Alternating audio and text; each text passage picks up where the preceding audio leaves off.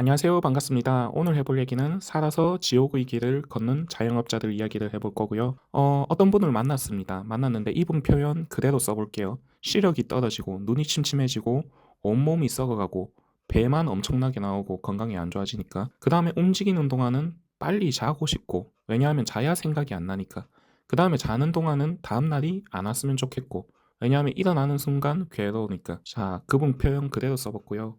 최근에는 사람들을 좀 만나고 있습니다. 유튜브는 아니고 예전에 제가 사업할 때 알던 사장님들을 가끔씩 만나고 있거든요. 그러다가 어떻게 알게 된 50대 남자 사장님 이야기를 신원이 좀 안 나타나더라도 뭐 식당이나 위치 이런 거를 각색을 해서 이야기를 조금 해볼 건데요. 먼저 이분 같은 경우는 연령대는 50대 중후반 이 정도 됐고 20년 이상 교권에 있으셨던 분이거든요. 학생들을 가르쳤죠. 학생들을 가르치다 보니까 20년이 넘어가니까 얘네들이 이제 개 중에 잘 되는 친구들이 있을 거 아닙니까? 우리나라 특징이 그렇죠. 잘 못 되면은 숨어버려요. 은둔하고 남들에게 나타나지 않습니다. 근데 사업이 잘 되면은 나타나요. 선생님을 찾아뵙기도 하고. 그런 애들이 좀 있었다고 하더라고요. 그런 걸 보면서 뿌듯하기도 했고요. 사실 그렇게 드러날 수밖에 없는 구조죠. 좀 자랑을 하고 싶으니까. 아무래도 교직에 오래 있다 보니 남들 하는 주식, 비트코인 이런 것도 했었거든요. 교직에 있다고 해서 한 게 아니라 아무래도 돈을 벌 수 있는 수단이 뭐가 있을까 고민을 하게 되신 거죠. 그렇다고 뭔가 부업으로 대리운전이나 이런 걸 하기도 뭐하고 교권에 계셨으니까 그래가지고 제일 쉽게 접근할 수 있는 주식과 비트코인을 손을 대기 시작했었어요. 코로나 전부터 해가지고 막 이제 막 코인 열풍이 불기 시작할 때 그때 했는데 이게 좀 신기한 게 이게 독이 되셨는데 결론부터 얘기하면 돈을 땄습니다. 이때 주식으로도 조금 소량이지만 벌으셨고요. 비트코인으로도 운이 좋아서 그런지 돈을 좀 땄다고 하더라고요. 뭐 정확히는 얘기 안 해주는데 한 1억은 조금 안 된, 1억 조금 안 되게 돈을 땄다고 하시더라고요. 적으면 적고 많으면 많은 돈인데 어쨌든 그게 좀 독이 돼서 사업을 시작하게 됐다고 합니다. 왜냐하면 여기서 그게 운이 아니라 본인 실력으로 돈을 땄다고 생각하게 되신 거예요. 그래가지고 나도 맨날 이렇게 살 게 아니라 뭔가를 해볼까 생각을 하게 되고 본인이 어느 정도 능력치가 높다고 판단이 되어 버린 거죠. 착각이 되어 버린 거죠. 그래서 개인적으로는 카지노 이런 데 가서 처음에 아싸리 돈을 좀 잃으면 그게 더 나은 것 같기도 해요. 오히려 초심자의 행운이라고 하죠. 카지노에 뭐 용돈 10만 원, 20만 원 들고 가서 50만 원, 100만 원 따오면은 저는 그게 오히려 독이라고 생각하고요. 개인적으로는. 그래가지고 50대 초반에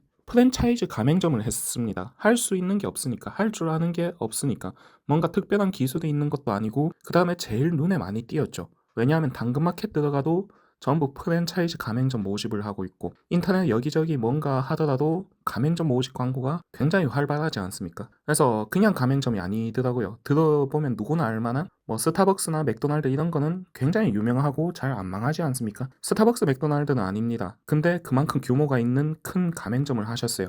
당연히 안 망할 거라고 생각했고, 왜냐하면 스타벅스, 맥도날드는 어지간해선 잘 안 없어지지 않습니까? 그런 비슷한 가맹점이었거든요. 근데 여기서 문제가 좀 있었는데 돈이 많이 들어갔어요. 돈이 많이 들어가가지고 돈을 풀로 땡겨가지고 집 담보에 대출까지 받고 와이프도 대출을 받았어요. 그 다음에 자녀 보험으로 보험 담보로 뭐 대출 그런 게 나오나 봐요. 저는 잘 모르겠는데 그런 것까지 당겨 썼다고 하더라고요.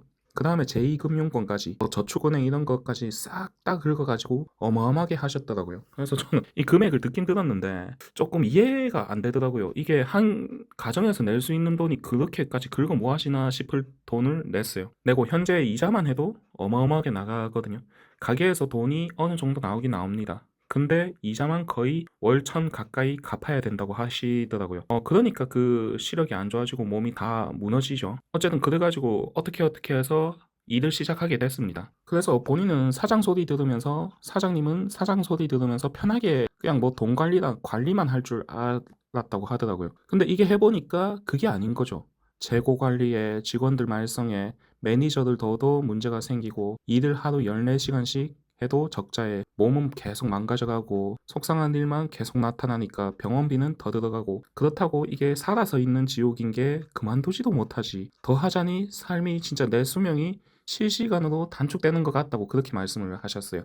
실제로 제가 봤을 때 겉모습도 굉장히 이게 교권에 계실 때랑 프랜차이즈 사업을 하실 때랑 많이 달라지셨고요. 좀 건강이 악화되니까 겉모습으로도 드러나더라고요. 그렇다고 이걸 다 그만두고 개인 회생이나 이런 것도 못하는 게 자녀들 나이도 있고 자녀들이 이제 대학생 에서 사회초년생 이렇게 되니까 돈도 많이 들어가고 그 다음에 계약상 또 그만두면 위약금 비슷한 게 있더라고요. 뭐 돈에 관련돼서. 그러면서 제가 청소 이야기를 좀 해줬거든요. 제가 하고 있는 사업에 대한 이야기를 좀 해드렸고 아무래도 인생에 있어서는 저보다 훨씬 선생님이 선배님이시지만 사업에 있어서는 제가 더 선배인 것 같다. 저는 사업에 있어서는 돈을 크게 넣는 것보다도 어떻게 순이익을 많이 내고 그런 게 중요한 것 같아요.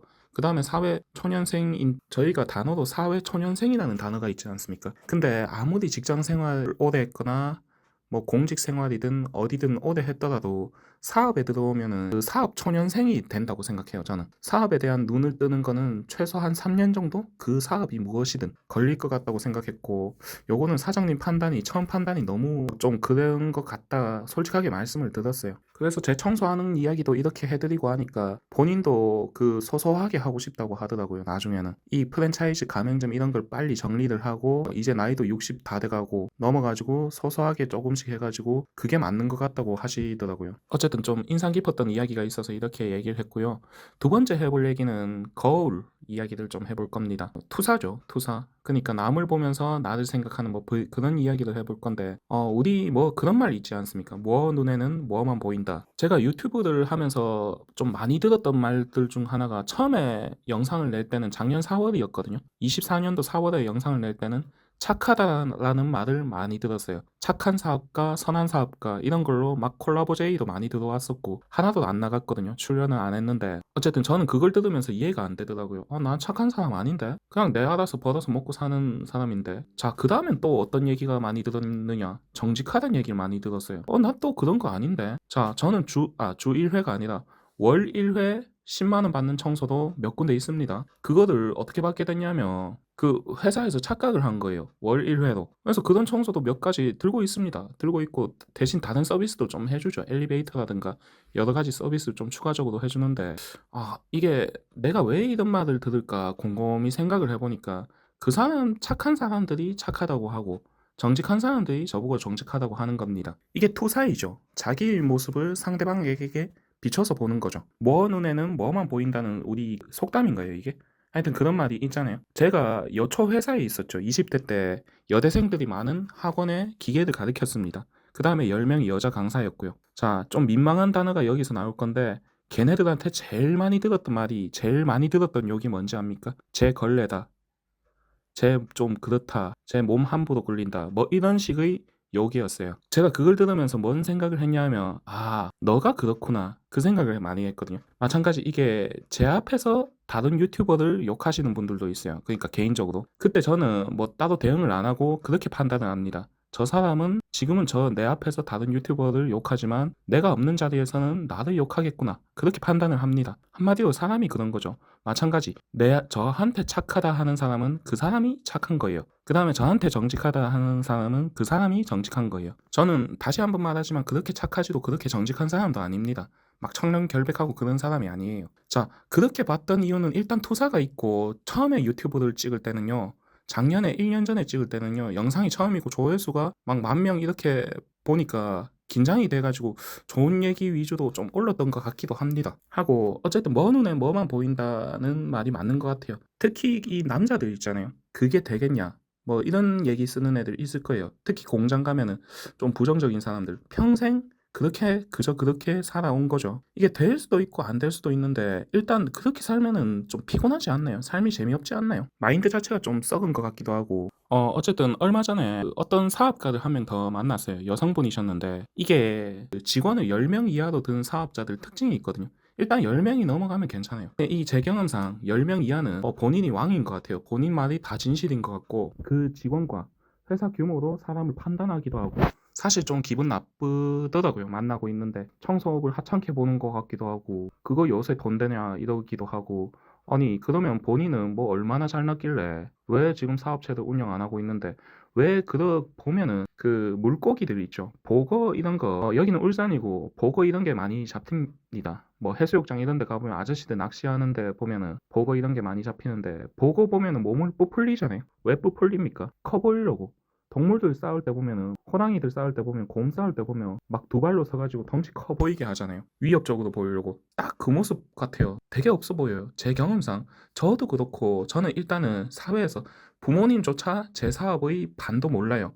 웬만하면 얘기 안 해요. 그리고 주변 지인들한테도 어지간하면 사업한다는 이야기를 숨기고 얘기 안 하거든요. 이게 뭐 제가 잘났다는 게 아니라 대부분 조금 괜찮은 사업가들은 이런 유형들이 많았어요. 제가 잘났다는 게 아니라요, 절대로. 근데 꼭 어설픈 사업자들, 지가 뭔데 맨날 허세만 부리고 보고 몸치 키우듯이 곰이 두 발로 서서 덩치 큰 척 하는 듯이 막 본인 직원 자랑 이야기하고 본인 옛날에 사업했던 거 뭐 전국구도 했던 거 이런저런 이야기를 하는 겁니다. 허세만 부리는 거죠. 그러면서 그 사람은 그게 판단의 기준이니까 저렇게 하는구나 하고 많이 느끼기도 했습니다. 그래서 앞으로는 뭐 좀 상대를 안 하려고 하는데, 그래서 뭐 눈엔 뭐만 보인다, 이게 진짜 맞는 말 같아요. 더러운 사람 눈에는 더러운 것만 보이고 깨끗한 사람 눈에는 깨끗한 것만 보이는 것 같아요. 자, 청소업, 요식업, 요것도 단순 계산기만 두드려 봐도요, 요식업이 훨씬 많습니다. 제가 청소업을 홍보를 하고 있잖아요. 지금 3년째 이렇게 하고 있는데, 3년 넘게 하고 있는데, 이 계단 청소라는 거에 대해서 인지조차 못하는 사람들이 천지입니다.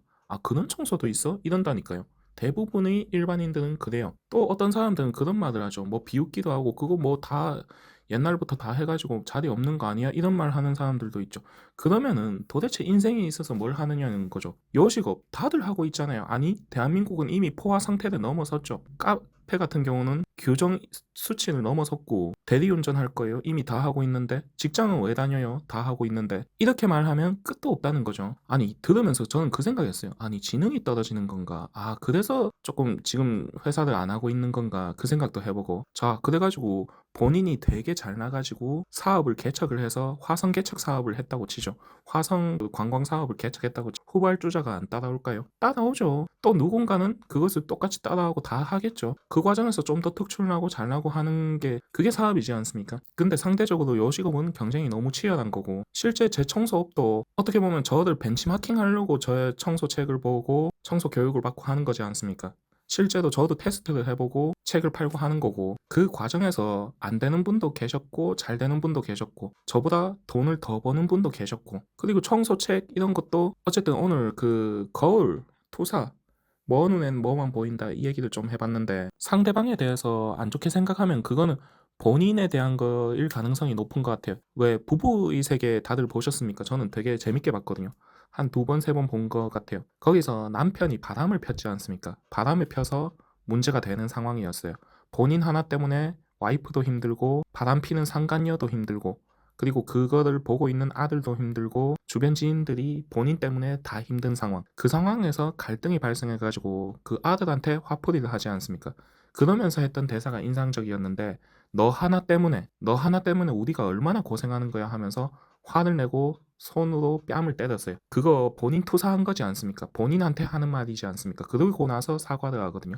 사과를 하러 가는데 아들한테 아들이 사과를 안 받아요.